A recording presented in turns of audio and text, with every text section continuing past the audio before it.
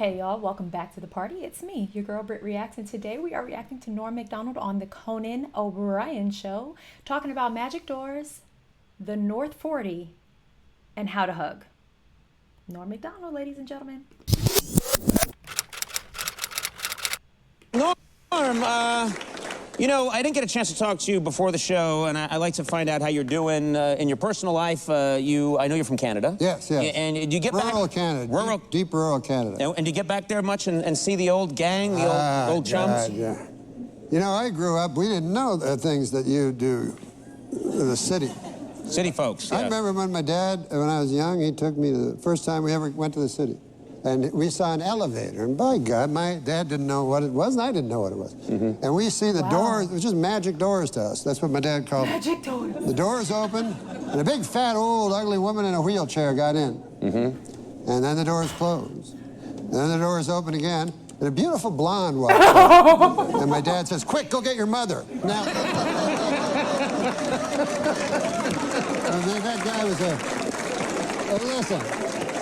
That's a great, story, right? Because think about it. The elevator, if you're on the same floor and the elevator comes, opens, somebody gets in, it closes, it opens again, and there's somebody else, a child's brain would absolutely think those are magic doors. So I don't know how true that story is, but I think it's funny, hilarious, and maybe something I'll tell my children. Well, maybe just my son, because my daughter's old enough to know that that's not true. He was a dirty dog, but he was a good man. He's a good man, Yeah. You ever see any of the old chums up there in Canada? Well, you ever go up to the old rural areas of Canada? I met a man there last time I was there that lived in the city of Cornwall, where Ryan Gosling hails. And, well, it's a big city because of that now. Yeah. Is he from Canada? I didn't know Ryan Gosling was from Canada. So anyways, he was from Canada. the city, and he got tired of the rat race, racing and chasing and trying to keep up with the Joneses. He got tired of the city life. Yeah, so he couldn't take it anymore. He said, "I'm going to get myself land. Land. Man needs land." So he went to the country where we live. And the soil's not arable, it's rocky, hellish. But anyways, he liked it. Yeah. And so the first day there, the neighbor fella, Angus McGregor, comes over. I know Angus a long time. And Angus, old fella, he says, "What's your name?" The guy says, "Phil Henshaw." He said, "You're from the city, I hear." "Yes."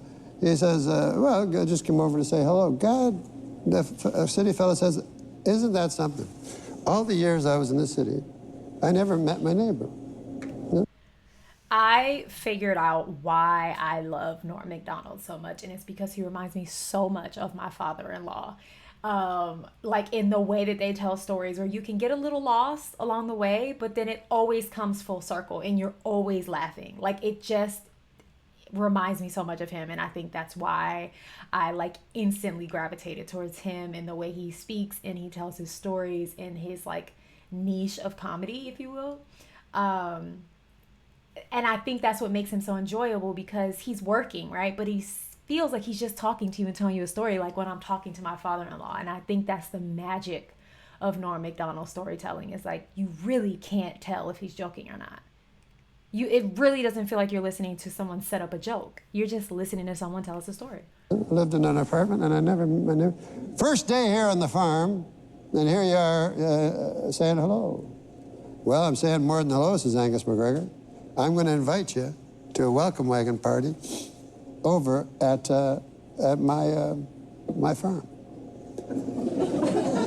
Well, the city fella says, "That's exactly what I was looking for." I guess I was looking for a sense of community as well as owning land. Yeah. So he says, "What's the party going to be like?" So Angus McGregor says, "Well, I won't lie to you, it gets pretty rowdy. A little drinking, a little fighting, a little fornicating."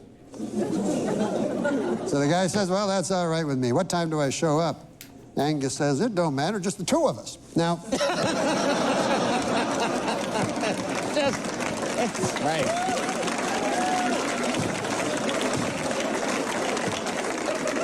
Now, oh my God. You almost broke a Pulitzer Prize nominated book. Yes, one nominated for a Pulitzer Prize. Is this true that you met... Oh, God. That I met Donald Trump. Oh, God. I was just going to tell you, because I was reminded by my book that I like self-help books. And I felt, I got a copy here. You don't have to keep waving that thing around. I felt that I was not affectionate enough in my real life, and I guess it was because my father. We shook hands, and that's how we expressed our terms of endearment. That's the way it was on the North 40. The North 40, that's where he grew up. I want to get the book and read it. If you've read the book, please let me know in the comments. Is it a good read? Is it worth it? Should I just audible it, or should I really get, the hard copy? Let me know. But I said now in the city, and as a more Where is this going? evolved person, I'll never call myself a cosmopolite, because I don't know what it means. Oh, what? But I will say this.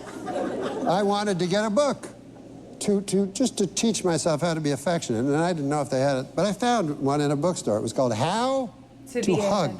Oh. How to Hug. That's nice. And I got it, and by God, I was disappointed. It turned out it was volume 5 of the Oxford English Dictionary. How to Hug. I don't get it. But this book... Come it closer. It's fantastic. Yeah, we don't need 2 books. We really don't. I don't get that last joke. I'm excited for you to explain it to me in the comments. I love this man. I love he and Conan's relationship. I love how Conan handles him. I have nothing bad to say. Nothing. All right. I'll see you in the comments. Have the day you deserve. Bye.